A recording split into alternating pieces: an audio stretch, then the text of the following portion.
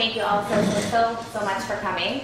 As you all know, this year is a communal effort, so we really have so much karas tov to really the entire community, all the shuls, Congregation Avas Torah, Congregation of Medrash Rabbanit Jacob, Mesilas Yesharim, and our host shul B'nai Israel with Zedek. We have tremendous gratitude for all the shuls coming together. I was just literally right before I came, I was sweeping up. I gave all my boys haircuts right after the 3 weeks, and my husband's shaving upstairs, and there's like this the sense of like I kind of felt like that 9 days laundry rush, but I felt in it, and then I pulled into the car and on the way here, and it really is. We really are on the eve. Tomorrow's a fast day. The 3 weeks are coming. It's an auspicious time. Sometimes in the summer and the camp fun, personally, I kind of you forget about it. It's not the school year, so you don't hear so much about the 3 weeks. It does not as much in our consciousness, perhaps. But the truth is, it really is an auspicious time. And I just felt like how beautiful and apropos that coming together, the Beis Hamikdash was destroyed because of Sinas Pena. We're all coming together as a community to hear words of inspiration. It should just be the first of many, joint togetherness and feel united together to learn and to be inspired in our shared heritage and our shared Torah. This year will be the Zchus Refuah Shalema for Yehoshua Elkanah Yaakov ben Bluma and Bluma Bas Mindel Rachel, as well as L'ilui Nishmas, the losses we just recently had in our community, Leah Bas Chaim, Rebbetzin Preschel, which is a significant, very sad loss to our community, and Rachel Deborah Bas Shmaya Abraham, Rachel Snyder, who I remember very well going to school with. Again, very sad loss for our community. Rabbanit, Kinneret, Sarah Cohen, who has come from Brooklyn. We are so privileged to have her in our shul, in our community. She uses her voice to create joy in a woman's heart through singing and utilizes her koach hadibor to lecture and spread Torah to all women around the world. The Rabbanit's objective is to instill in the hearts and the souls of Jewish women today a love for Torah, for Hashem, a feeling of hope and inspiration. The Rabbanit was born in Eretz Yisrael. She comes from a Sephardic lineage. She grew up in New York in the Ashkenazic circles and developed a deep-rooted connection to the teachings of Hasidus and Musar. Because of this diverse upbringing, she is able to connect, to teach, and understand women who come from any background or affiliation. The Rabbanit decided to create a Torah site exclusively for women and young girls so that they can explore the world of Torah as it pertains to them. It was also her objective, and I guess that's why we have a video camera, to reach the multitude of women throughout the globe who are thirsting for Torah. She has received many brachot from renowned rabbis, among them Rabbi Zedek Abu Chatzera, Rabbi Zedek Hanania Pinto, Rabbi Ovadia Yosef, Rabbi Moshe ben Moshe, Rabbi Moshe Chai Siman Tov. They've all encouraged her to proceed forward in this mission of Ruchnis and have blessed her journey, and we are so privileged today to have with us together this special woman, Rabbanit Cohen, who's going to share us some words of inspiration. Do you hear me? ברוכות הבאות, ברוכות הנמצאות. It is such a privilege and an honor, big zechut, for me to be speaking here in Philadelphia. This is the first time that I'm lecturing here in the city. So, as a first time, you have to make a baracha. You have to say, Shechianu, V'kimanu, V'giyanu lazman hazeh. And Bezrat Hashem, it should be the first of many lectures that we'll have, Bezrat Hashem. And I want to thank you so much for coming out on a summer night and joining us and taking part of this auspicious time period. It should be in your zechut that the Beit HaMikdash should be rebuilt, Be'ezrat Hashem. This shiur, like the Rabbanit said, is dedicated Le'ilui Nishmat Le'abat Chaim Aleh Shalom and Rachel Dvorah Bat Shmaya Avraham Aleh Shalom. And I wanted to thank the various Rebbetzins for participating and joining us, making sure that their keilot participate, to Rebbetzin Tarabella, from Ahavat Torah, to Rebbetzin Yemen, from Bnei Israel, Rebbetzin Esti Abergel from Mesilat Yesharim. Abergel is a Moroccan name, by the way. I'm Moroccan. Calm Moroccan. A calm Moroccan. Oh, you see, you know what I'm talking about. Rabbi Lazarovsky, yes, from Bet Midrash Rabbanit Jacob. And of course, the hostess with the mostess, who we would not have this event would not be possible without the dire efforts of Michelle Galen, Michal Liba Bat Rivka Devora, הקדוש ברוך הוא ימלא את כל משאלות ליבך לטובה ולברכה, ישועות ונחמות, many ברכות. We begin. Sadly, tomorrow we begin the period of the 3 weeks. It's a time where we're allowed to say, Tzarli hamakom. This place is so narrow for me. It's a time where we're keenly aware of the destruction of the Bet HaMikdash, where we realize it hasn't yet been rebuilt, that our nation is missing something. And when you know that there's something missing in your life, you begin to long for it. If you want to understand this idea, you could take your own home as an example. When you build a home, you're required to leave part of the house that's undone. A little square that hasn't been painted. What's the genius behind this requirement to leave a square near the doorway that's not painted?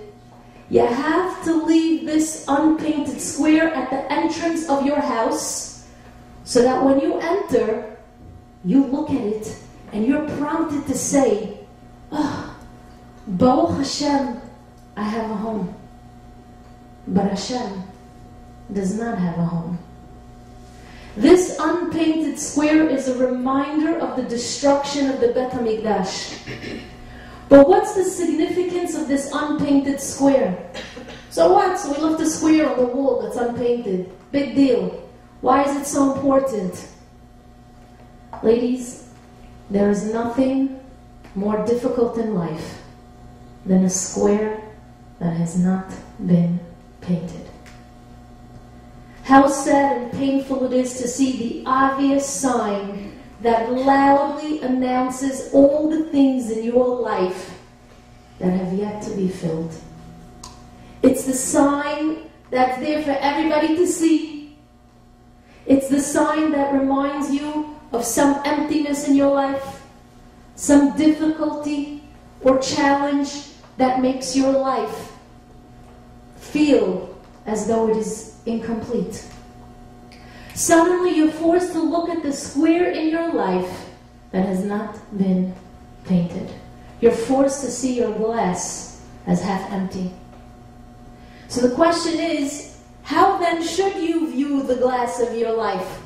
How do you look at that unpainted square?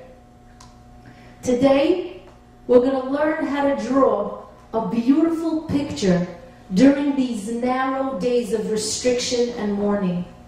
We're going to learn to see the beauty of that unpainted square in your home and in your lives. Now I'm going to tell you a very fascinating but very sad Gemara in Gittin, where we're told of a very wealthy woman who lived in Yerushalayim. Her name was Marta Bat Baitos. And she grew up in a lap of luxury. And she was extremely spoiled. She was so spoiled that she never wore shoes because her feet never touched the ground. Could you imagine? What's your name? Yeah, Esti. Could you imagine such a thing? Her feet never touched the ground. She wanted the palms of her feet to be as soft as her face. Her husband was a Cohen named Yehoshua ben Gamla. Now he was not a legitimate Cohen because at that time people were able to buy the kemunah with their money. That's how corrupt the people were during that time period. So one day this Marta bat Baitos decided to visit her husband in the Bet Mikdash. So her servants asked her, well, how are you going to go when you don't have shoes? And she said, oh, I have an idea.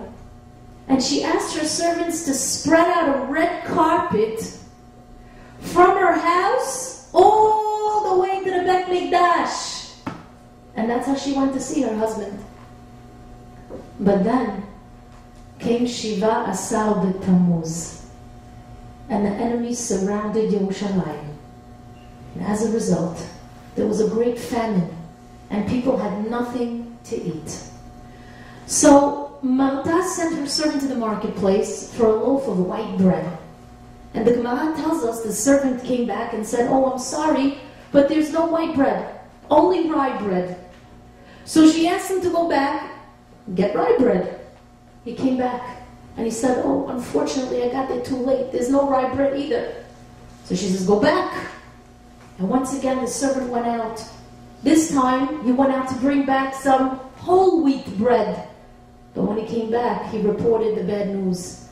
I'm sorry to tell you, there's no kind of bread left. Marta didn't know what to do. So she asked her servant, she said, go back and find anything to eat. Have to eat. And sadly, he came back to inform her that there was no food to be found anywhere. So at this point, she realized that she has no choice. She herself would have to go out and search for food.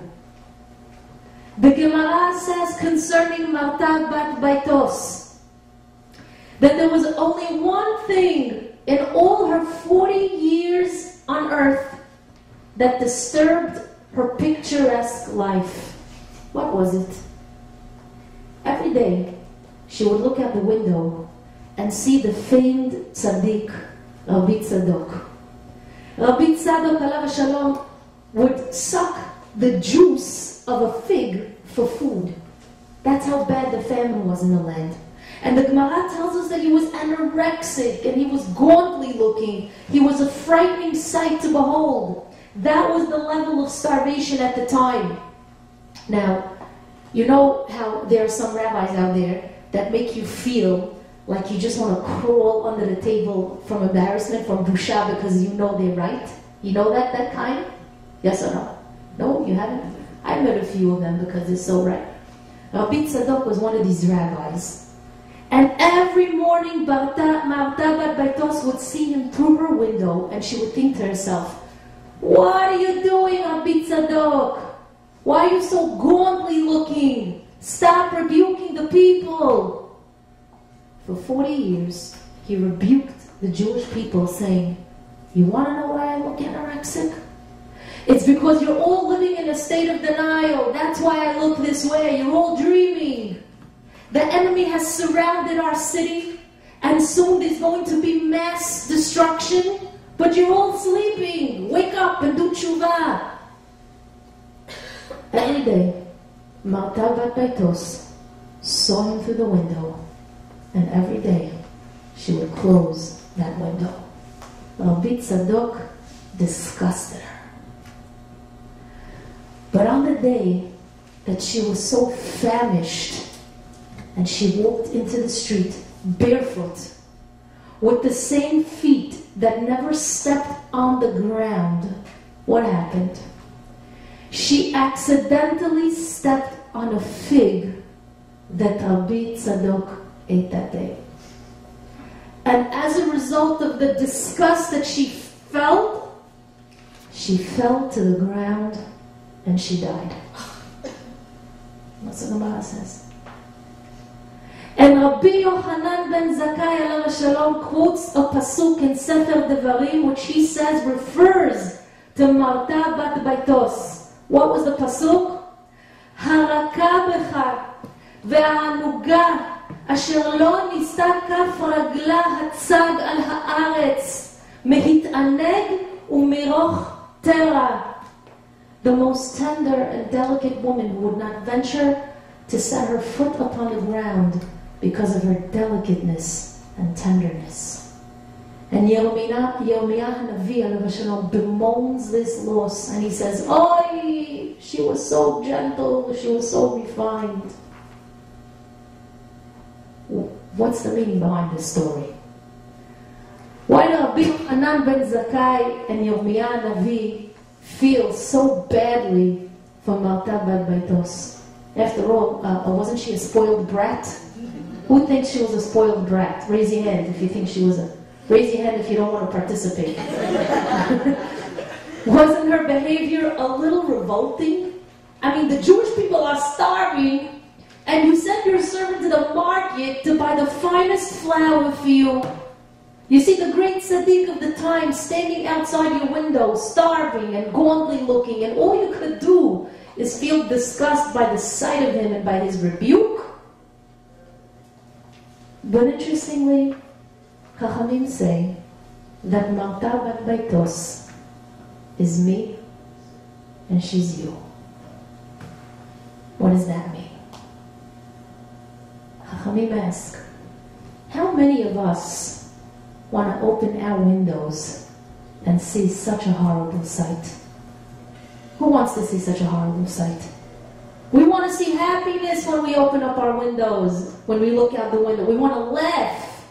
We want to have it good. We don't want to see some gauntly looking rabbi giving us musar when we open up our windows every morning. We don't want to hear the prophecies of doom and destruction. We don't want to see an ugly, unpainted square on our walls. We don't want that at all. Why? Because we're spoiled like Marta bat Baitos.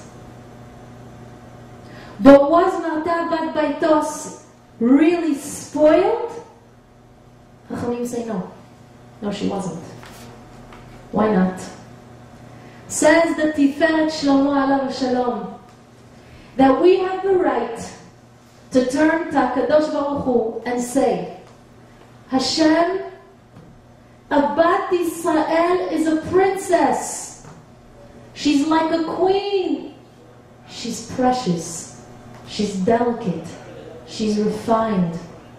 Do you think, Hashem, that it's right for her to place the palms of her bare feet on the rocky ground because she has to go out in search of food in order to provide sustenance? Is this just? How much can she compromise, Hashem? How much?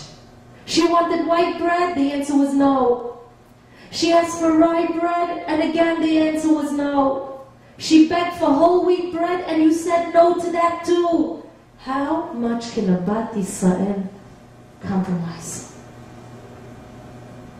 Take an older single woman, for example. At first, she wanted a Talmid Chacham. She had a list. I want a Talmid Chacham. Everybody here knows basic Hebrew? Okay. She wanted a Talmid Chacham who is Ashir. What's Ashir? What? Rich. Nechmad. Pleasant. With Me'or Panim. What's Me'or Panim? With a shining countenance. And she's told, oh sorry, there's no Talmid Chacham for you. Okay, so she goes back to the list. What's left on the list? Let's see. Ashir. Nechmad, with Me'or Panim. And the Shatchanim tell her, sorry, there's no Ashir for you either.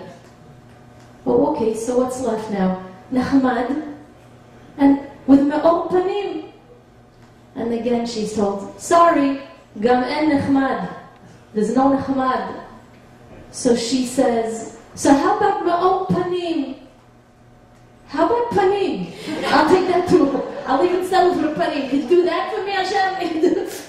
Ribono shel olam, the Ibn Shlomo says, how much can your daughters compromise? How many used figs is a Bat Melech meant to step on in this life of hers? How did you forget that we're Benot Melech, that we're princesses? The Tiferet Shlomo says that we're entitled to want the happiness of a princess. We don't want to experience an unpainted square in our life.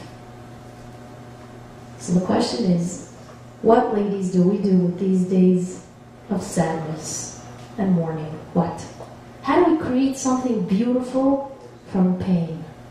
How do we make something beautiful of this unpainted square that's displayed for everybody to see?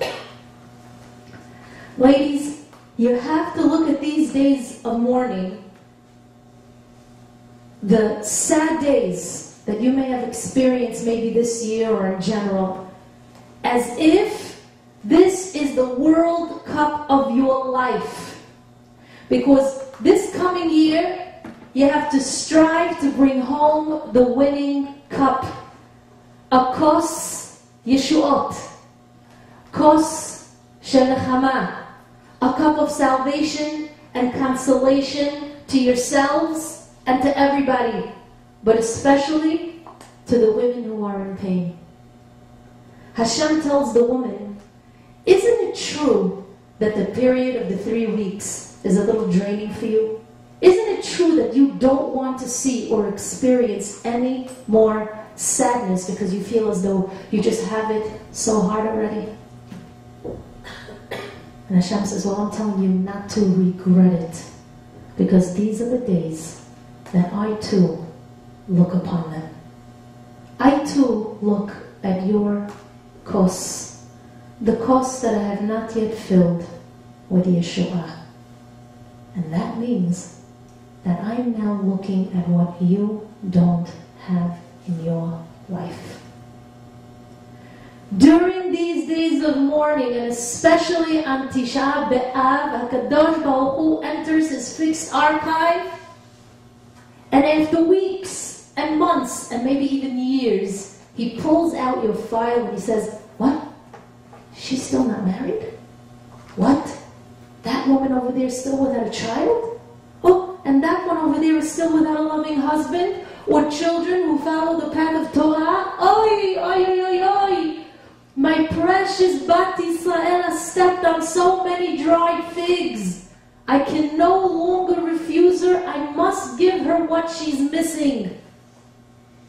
HaKadosh Baruch Hu takes out all those empty files, all those beautiful squares of his who have not yet been painted with happiness. He's taking out all those squares on the wall with so much desire to be windows that can open up to a better and brighter day. During these days of remembrance, your father, your Av, is remembering you. But you have to remember him. This is the time to paint that square in your life, ladies.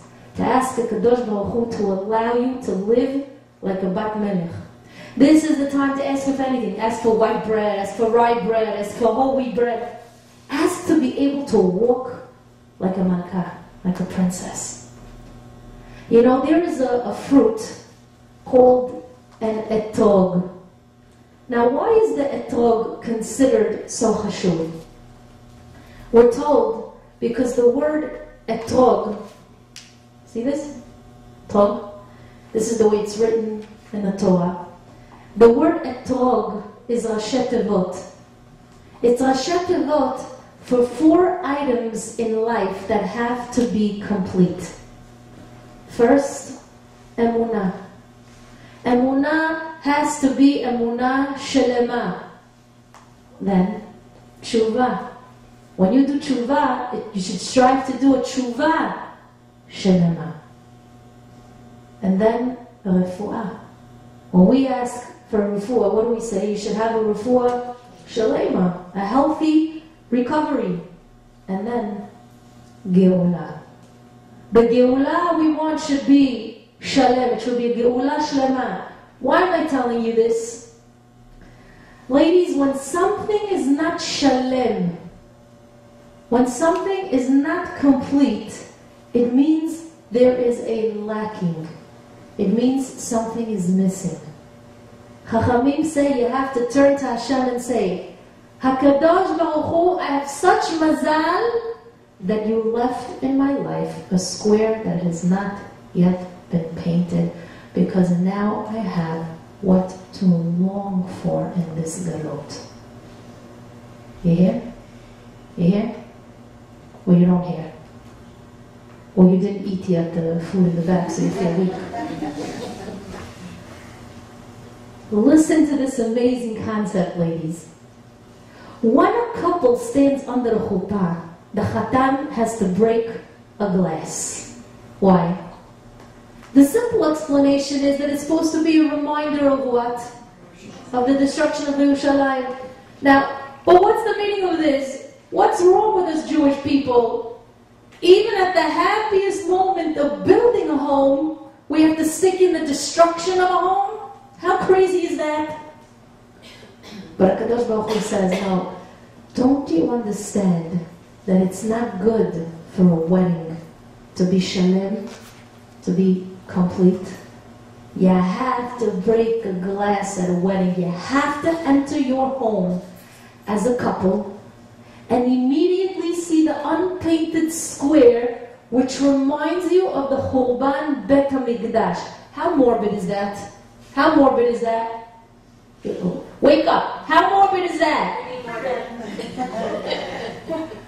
Why do we have to do this? What's the reason behind this Jewish minhag? Ladies, you're about to learn the genius behind that unpainted square on the wall. On the day of a wedding, HaKadosh Baruch Hu grants you the ultimate gift a relationship could have. What's that gift called? It's called, according to the Sfarim of Doshim, Ga'agua. Do you know what a Ga'agua is? It's a feeling of longing, like when you say, Mit Ga'agat, I miss you, a feeling of longing. HaKadosh Baruch Hu wishes for the Chatan and Kala the following. He says, my wish for you both is that you should always have an empty square in your home. So that when you look at it, you should have something to look forward to. Something to miss. So that you understand the value of longing for something or someone in your life. You hear this? Yes or no? And you too? That's the secret. Always to long. To long for your spouse, to long for the Geulah, to long, as long as you're longing.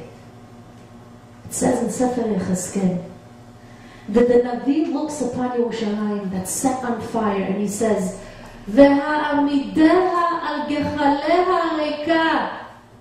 Then I shall stand it empty on its coals. He says, look at the city, says the Navi. It's burning with coals. And the Midrash says that Yechezkel's lucky that he used the word reika, which means what? Empty. And that he didn't use the word shavur, which means broken, or that he didn't use the word harus, which means destroyed, ruined. Why? Because there's a big difference between something that's empty and can still be filled, and something that's broken, that even if you put it together, it still looks damaged. Emptiness, ladies, is meant to one day be filled. You should never say that you feel broken. You should never say, oh, that's it, I'm ruined. Zeo. Say that you feel reika, that you feel emptiness. I feel empty, but I know that I'm destined to one day be filled. I'm going to be filled with hope, with desire, with emunah, and with happiness. So much joy is waiting for me, so much. Ladies, you know what kind of couple has a home without an unpainted square? And I don't mean that literally, I mean figuratively. It's the kind of couple that doesn't miss anything because they feel they have everything already. And that's not what HaKadosh Baruch Hu wants. If you feel you have everything, you stop longing for all those things that HaKadosh Baruch Hu knows you're still missing in your life. That's where the unpainted square comes in. HaKadosh Baruch Hu wants you to look at that unpainted square and to have the feeling that there's still something to miss in your life, something to long for, something that's yet to be filled. Because there isn't a mother out there who doesn't have in her house a child who's that unpainted square. There are mothers who complain that their child is closed and unreachable. Oh, what do I do with this child? Chachamim say, you know why that child is there? You know why he's your unpainted square? It's because he's your teacher. He's going to teach you how to cry. How else would you learn how to cry? How else would you learn how to daven? How would you know to long for something if it wasn't for this child, this unpainted square who doesn't open up? How else would you turn to HaKadosh Baruch Hu if it wasn't for that imperfection in your life? But why can't everything be perfect? Why? Ladies, we're now going to learn something amazing. Wherever there's an unpainted square in your life, it's there that HaKadosh Baruch Hu lives. This unpainted square becomes HaKadosh Baruch Hu's Bet Mikdash. I'm going to explain this idea to you by reading a pasuk from Sefer Yeshayahu. HaKadosh Baruch Hu says the following: Eze bait asher tivnu li ve'eze makom menuchati. What kind of home will you build for me? And where will my resting place be? In other words, where in your opinion do you think you could build me a home that I can rest in? Listen to what HaKadosh Baruch Hu answers. He says, Ve'el zeh abit, but to this one I will look. Where does HaKadosh Baruch Hu wish to dwell? He says, El ani unechei ruach vecharet el devari. To the one who's poor and of crushed spirit, to he who hastens my bidding. HaKadosh Baruch Hu says, I'm going out in search of all the people who feel empty. The people whose lives are filled with unpainted squares. That's going to be my home. Because from there I can build. Why from there? Because there I can find the people who are still longing for something in their lives. In a place where there seems to be no window to glance out from, to see a better and brighter future, in such a place I want to live. But why, Hashem? Why do I want to live there? Hashem says, because in that place I'm going to find the people who are still yearning for what tomorrow will bring. In such places, I'll see a person longing for what one day will fill him. In such places, I can find the people who believe in me completely. They believe in a future, in that window that will one day open up to something grand, to some me'or panim. And these are the people who truly believe in Mashiach and in Olam Haba. HaKadosh Baruch Hu wants you to feel the longing. Hashem wants to know that you still feel that there's something to fill into that unpainted square, that you haven't given up. But here's my question. Who helped to create this feeling of longing? Who? Who? We're told Chalina. I'll explain. Why was the Bet HaMikdash destroyed? Because Hashem said, I made you such a beautiful home. I loved you so much. I protected you. And you went and you worshipped idols? You placed an avodah zarah in my holy Bet HaMikdash? This I can't accept. That was first destruction. The Midrash Avecha explains how HaKadosh Baruch Hu destroyed the Bet HaMikdash and exiled the Jewish people. And this galut, the second time around, was supposed to be permanent. The Midrash said that Abraham Avinu saw the Jewish people being led into exile with chains. And he turns to Hashem and he says, please Hashem, I overcame 10 nisyonot. In this chut, will you not annul the decree of a permanent galut and bring the people back? And Hashem said, no. They placed an idol in the Kodesh HaKodashim. That's unacceptable. So Yitzhak comes forward to plead on behalf of the Jewish people. He says, I was willing to be sacrificed and I bound myself. Will this act not be enough to save the people? And Hashem said, no. Yaakov approached HaKadosh Baruch Hu and he said, I suffered so much in my life. Lavan deceived me. My son Yosef was sold into slavery. Rachel, my wife, died at a young age. Will the pain that I endured in my life not suffice as a merit to redeem the people in the knowing of the decree? And Hashem denies Yaakov too. Finally, who approaches Hashem? Guess who? Who? Rachel. Rachel leaps forward and she says, Hashem, you are jealous that they placed someone else in your home?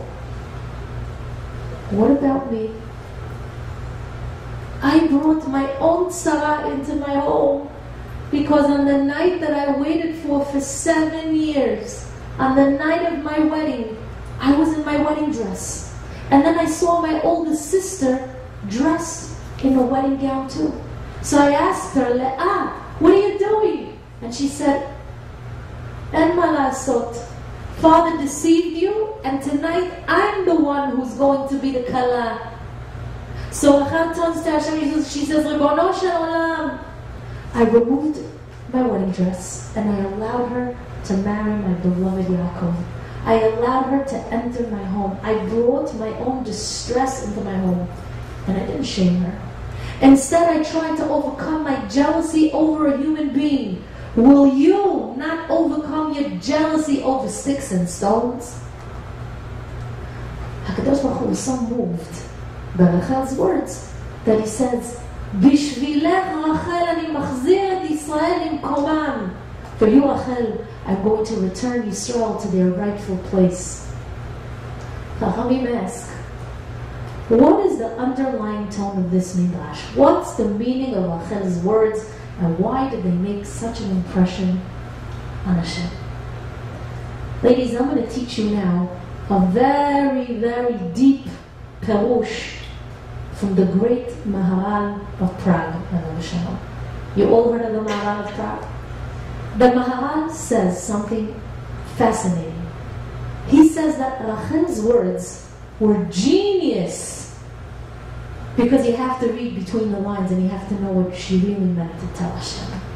And what she was really telling Hashem was the following. She was saying, Hashem, isn't it true that you're jealous because now there are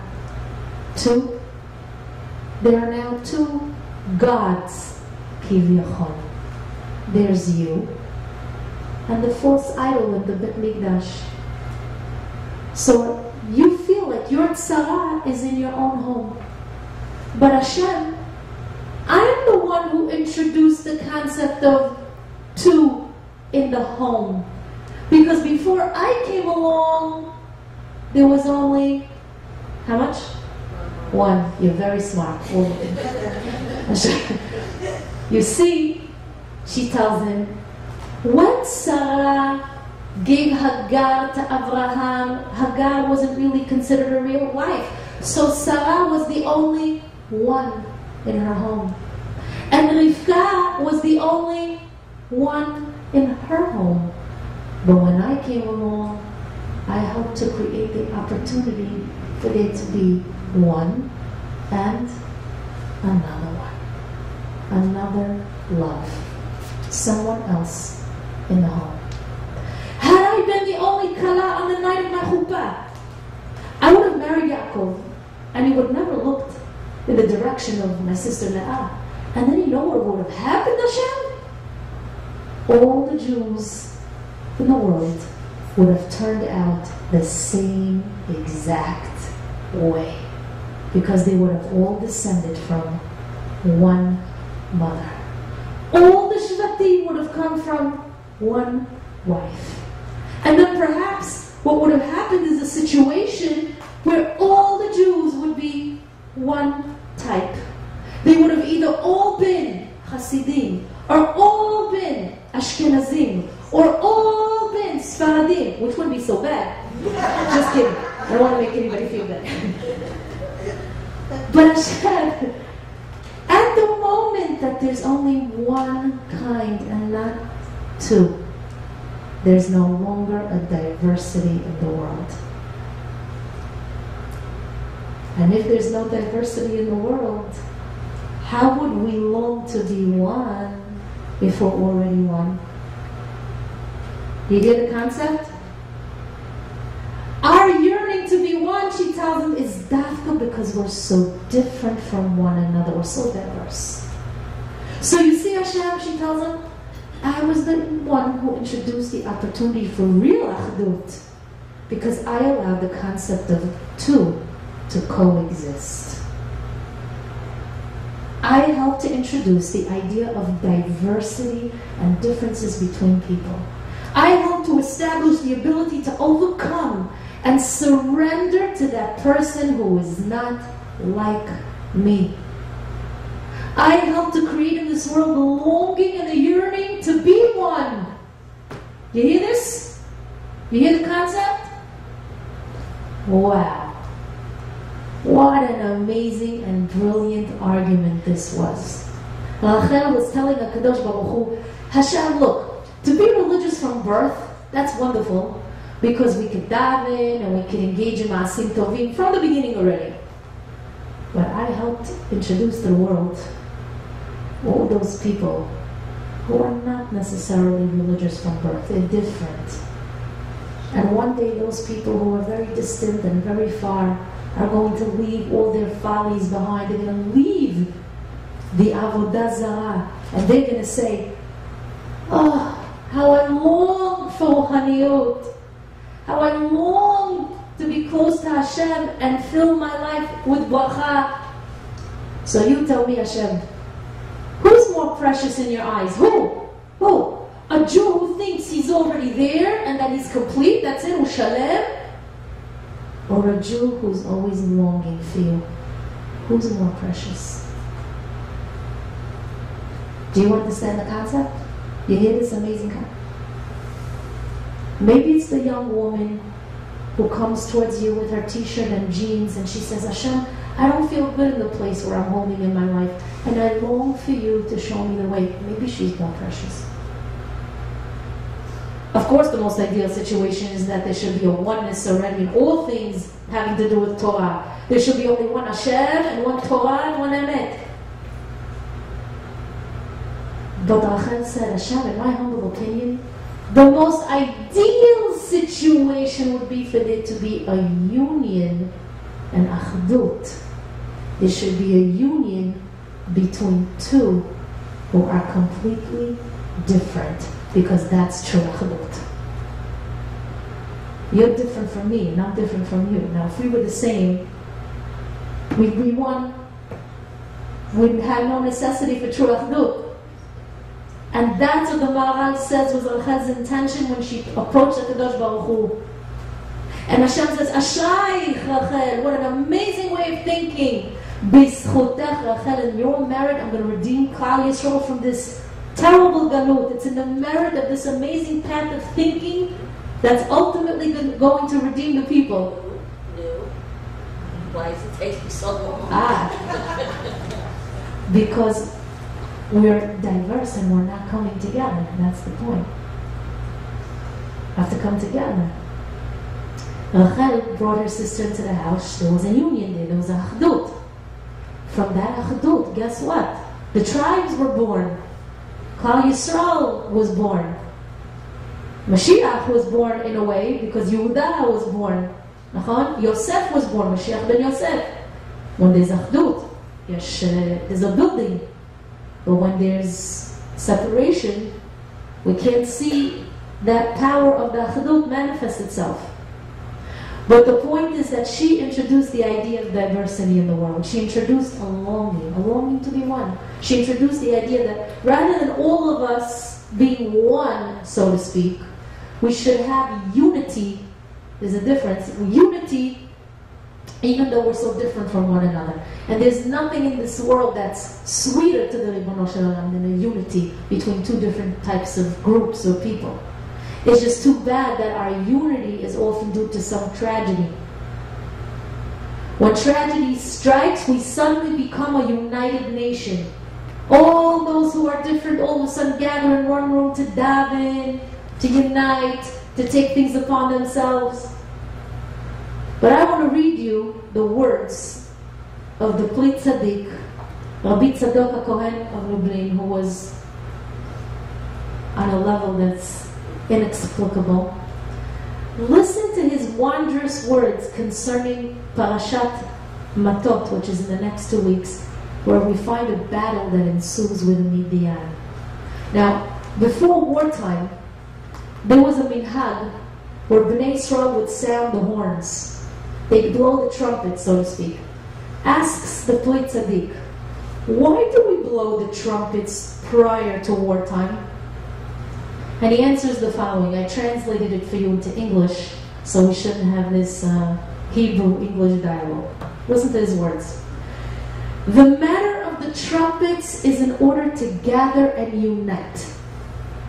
And when there was a fast day, they also sounded the trumpets. The main thing, the ikar, was that all of Klal Yisrael would be one fellowship. However, Chachamim teach that when there is a fast day, but there is no unity, it is not considered a real day of fasting. You hear this? The same is true during wartime.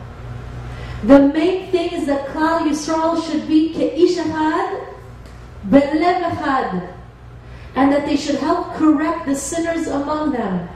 They should be as one body. And as a result of this unity, we can then overcome the nations of the world. This is their power over us.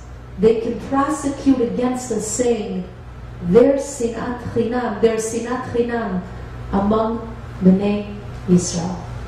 These are the words of the Plit Tzaddik. But ladies, why did they have to use a trumpet?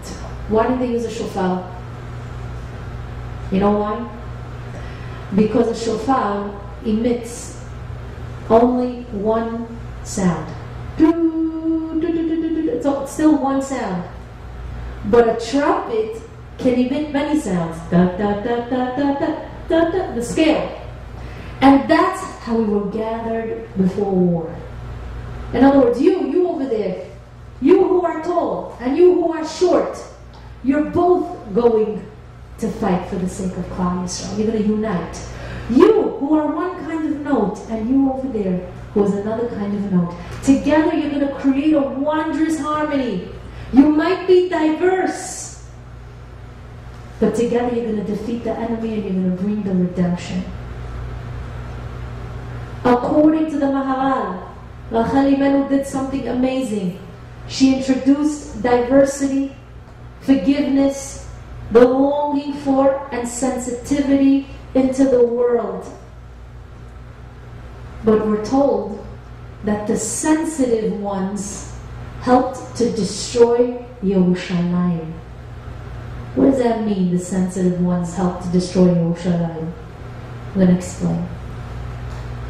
Rachel, are you, by the way, comfortable with the AC? You're comfortable now? No, you're not yet? You're cold. Does anyone have a jacket for her? Snowsuit? What can we do to warm you up?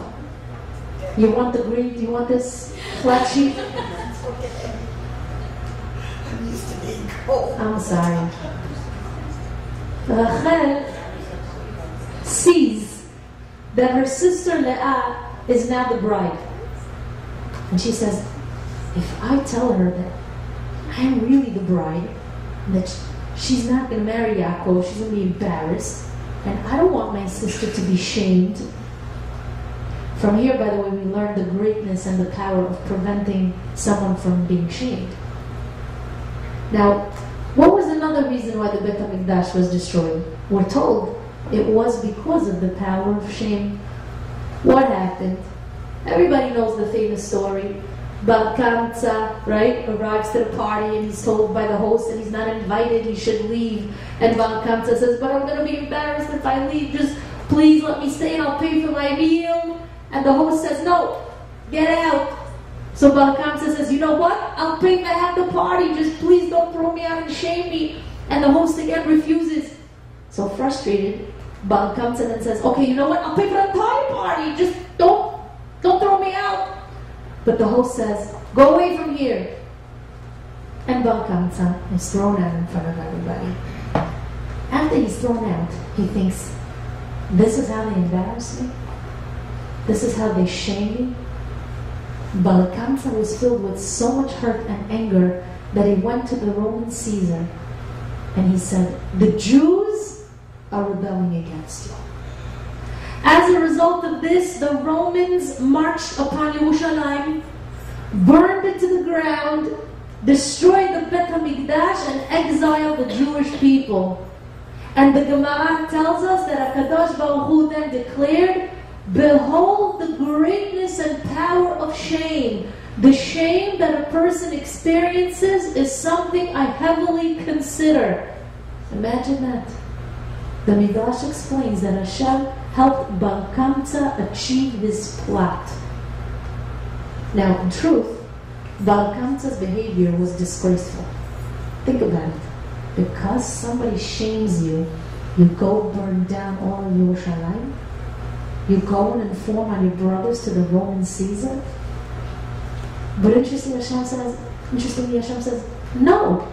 In my eyes, shame and sensitivity means everything. The power of shame is so great to the extent that HaKadosh Baruch Hu helps Baal Kamsa. He burns his Bet Mikdash to the ground, exiles the entire nation, destroys the precious city of Yerushalayim. You mean to tell me that shame and embarrassment has that much power? Yes.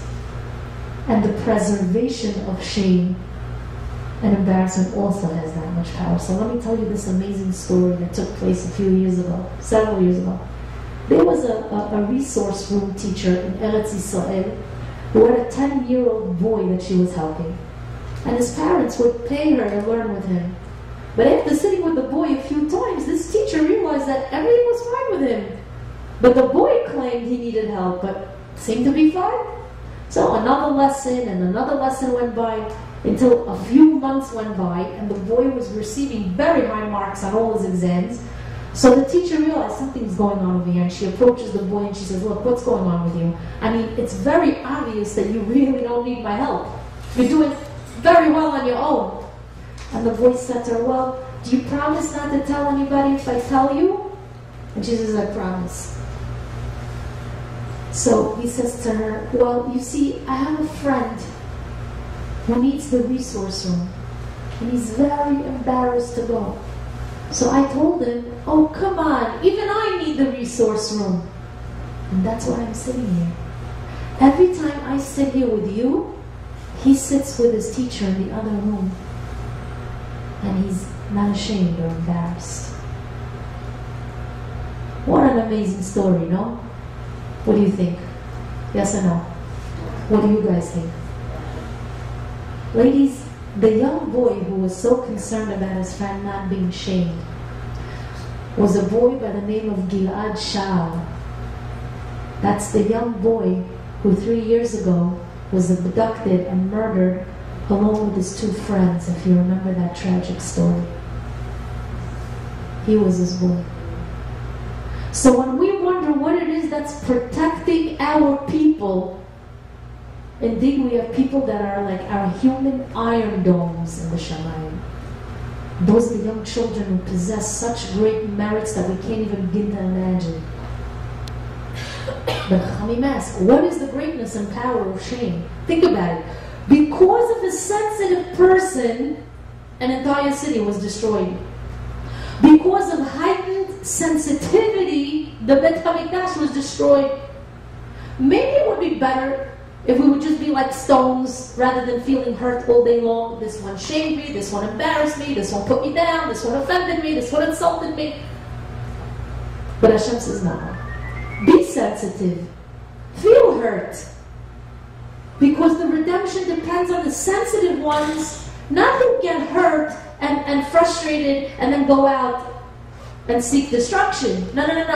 Hashem says, It's dependent on the sensitive ones who do feel hurt, but they say to themselves, I am overcoming my shame and embarrassment for your sake, Yerushalayim. Because I know that when a person is sensitive and he's offended, Hashem helps him to destroy everything all because he was ashamed. You hear this? So Hashem tells us that during these days of mourning, think about the possibility that if Chas v'Shalom you're ever ousted from somewhere, or whether it's an honorable position or a party, learn to accept the shame and control yourself. Because much of the redemption depends on those who are offended and sensitive, but only if they respond to that offense in the right way.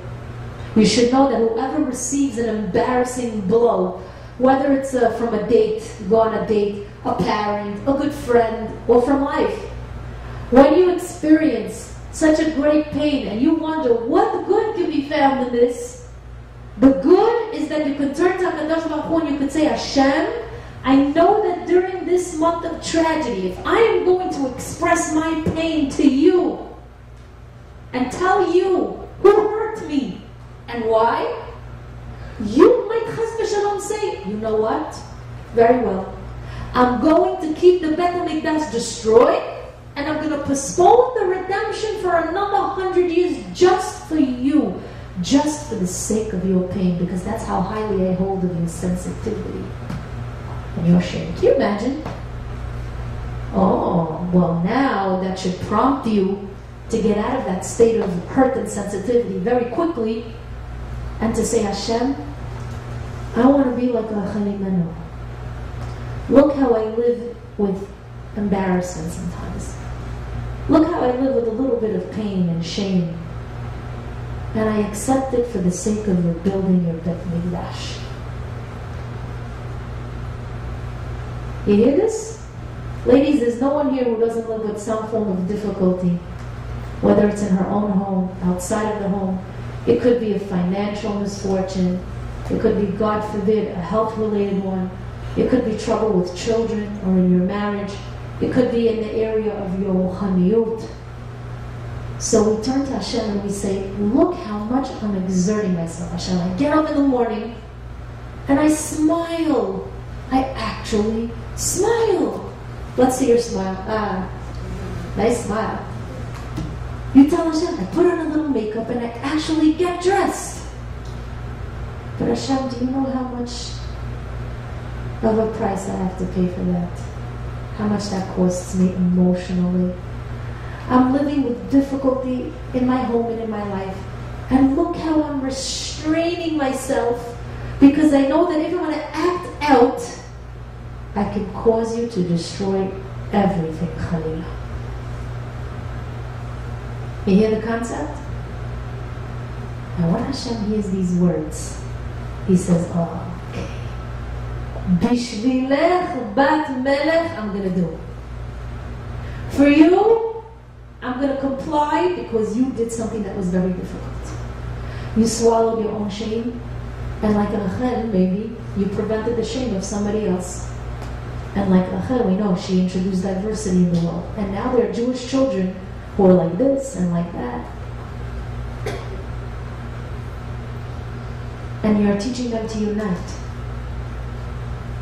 So ladies, Chachamim asked one more point and then we'll end. How many children are suffering in this generation? How many?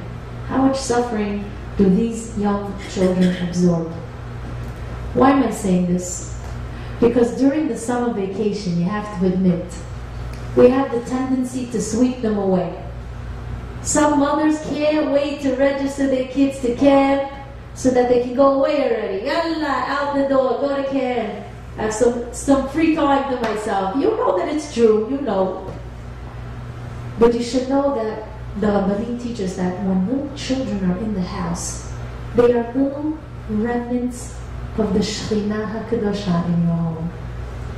It's written in the Sfarim HaKadoshim that when the Beit HaMikdash was destroyed, and the Kohanim were exiled, the Shekhinah did not go into the Galut together with the Kohanim. The great Sanhedrin, the righteous Supreme Court, was exiled, but the Shekhinah did not go into the Galut with them either. The little children, the Nokot Shel Bet Rabban, were sent into the Galut, and the Shekhinah accompanied them. Can you imagine this? That's what it says in Megillat Echa. What does it say? Her young children went into captivity before the enemy.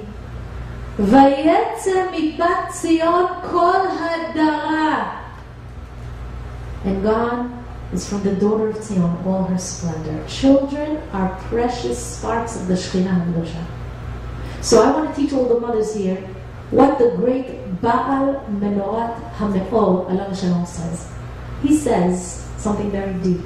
He says every time a child pulls at your skirt, especially during the summer vacation, and says to you, "Mommy, I'm hungry. Mommy, I'm thirsty. Mommy, I'm so bored." At that moment when a child tugs at you and asks you for something, you should raise your hands to the Shamayim and recite a tefillah. Because there's nothing that melts HaKadosh Baruch Hu's heart more than the soft voices of children who ask. Because in essence, you are also Hashem's child. And you're also thirsty. You also sometimes feel alone and afraid, like your child does at times. Just like the Pasuk says in Sefer Mishle. What does it say? Velashon raka tishbar garim, and a gentle tongue will break a bone. A garim is a strong bone. The Baal Menorat HaMe'or says that the gentle tongue is that of young children. Their voices can break the strongest decrees that are strong as bones. How beautiful are these words? The Baal Menorat HaMe'or says that the words Tishbar Garim, it actually stands for something. Follow along. Starting from the top. He says, it's Rashi Tevot for the following words. Tinokot Shel Bet Rabban, Gzerot Ra'ot Mevatlim. I'm going to say that again. Tinokot Shel Bet Rabban, Gzerot Ra'ot Mevatlim. Which means the toddlers who study Torah, bad decrees they annul. Hear this? You have no idea how much blessings your children create in your life. When they tug at your skirt, I told you, and they say to you, "Mommy, I want, Mommy, I need."